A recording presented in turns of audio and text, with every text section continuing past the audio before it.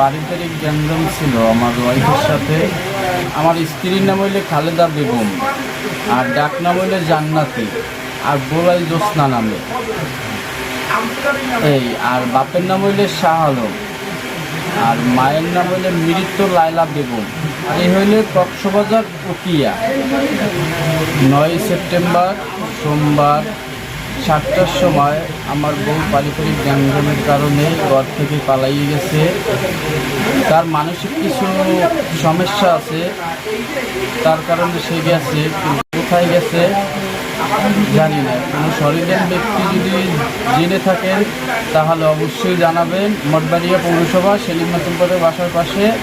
যাওয়ার সময় আমার ঘরে ফোন ছিল, ফোন নিয়ে গেছে, 1,000-3 টাকা ছিল, টাকাটা নিয়ে গেছে।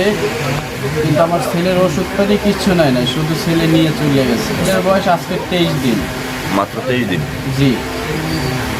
হঠাৎ করে এরকমের পারিবারিক গ্যাঞ্জাম প্রায়শই হইতো না, গ্যাসে কালকের হয়েছিল, কিন্তু হঠাৎ করে সে রাগারাগি করছে। রাগারাগি করার পরে সে হুদো জায়গায় বের হয়ে গেছে। আমার আবার ওই ব্যাগ মেরে কুকুরে কামড় দিচ্ছিল, তাহলে ইঞ্জেকশন করতে নিয়ে গেছি, সেই ভয়ে সে পালাইয়ে গেছে।